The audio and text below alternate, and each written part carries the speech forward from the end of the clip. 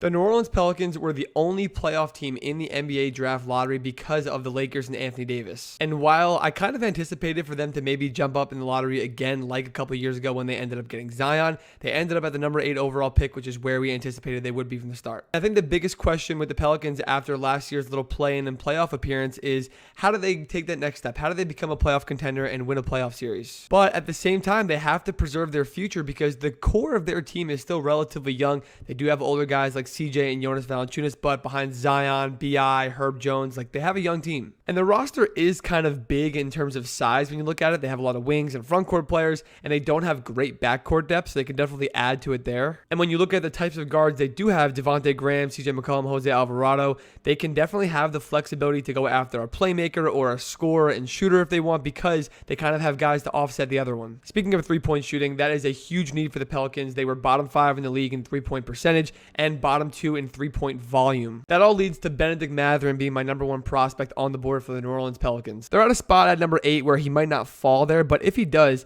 they get an explosive, strong, long NBA athlete to play the 2 or the 3. He isn't the greatest pure sharpshooter, but he is good from range. He shot 37% from 3 this year, but I will add that from his freshman year, he doubled the amount of threes he was taking, and he showed a lot more comfort to shoot the 3 ball. And with a solid stroke and decent mechanics, I don't see why he can't be a good shooter for them long term and have elite athletic upside. If they want a pure sharpshooter, AJ Griffin is definitely the guy from Duke, and he is number 2 on my Pelicans board. His on-ball abilities limit him and worry me a little bit. I think his ceiling is kind of low because of that, but he is lethal from range, especially on catch and shoot threes. He shot 45% from 3 on the year, had historical efficiency numbers from outside, and he played a 6-man role for the first half of the season at Duke and a 4th or 5th option for the second half of the year, and I think that bodes very well for his transition into the NBA because he's going to be playing a very similar role that he played at Duke, so he'll have very comfortable transition into the league. And yes, his three-point shooting and transition can help them win now, the Pelicans, and try to make that playoff jump, but he's turning 19 and he is one of the youngest players in the entire draft, so he can be a piece of their future, so he has the best balance for those two things. Going more the playmaking guard route, I love Dyson Daniels out of the G League Ignite. I mentioned they have Devontae Graham, who isn't moving mountains necessarily at the 1 guard, and Dyson can be their guard of the future. He's apparently 6'8", we'll see official measurements at the combine, but he's a big playmaker,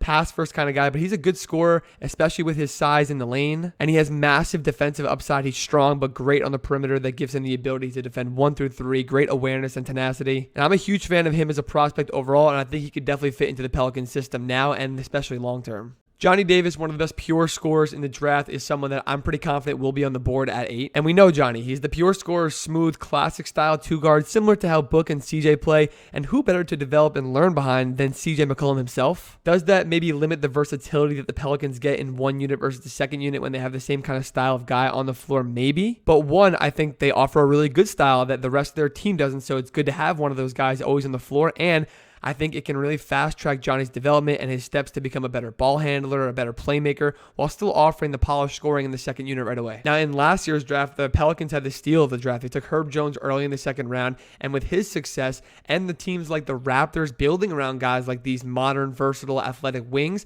could they try to reach in the top 10 for a guy like that? I think their focus should be on the guards, but should they consider a Swiss Army knife like Jeremy Sohan or the instant impact day 1 front court defender of Tari Eason? I don't hate it, and I do think that kind of is the future of the NBA, adding a bunch of role players like that to fill the roster. I think the guards should be the main focus for the Pelicans in the top 10 this high in the draft. So that leaves my Pelicans board at Bennedict Mathurin at 1, AJ Griffin at number 2, Dyson Daniels at number 3, and Johnny Davis at number 4. If I had to make a prediction, I think AJ Griffin's going to be the guy. I think Mathurin might go right before them, a pick or 2 before them, maybe the Blazers. And like I said before, I think AJ Griffin is that perfect balance of youth and adding to their young core for the future, but also offering exactly what they need at the 2 and the 3, elite three-point shooting, and that's going to help them make a playoff jump. As always, I appreciate you for watching and all the support. Do not forget to like and subscribe. The lottery is done. We're a month away from the NBA draft, a couple months away from the college basketball season, so you don't want to miss any of this content. Appreciate y'all again. Have a great week. Peace.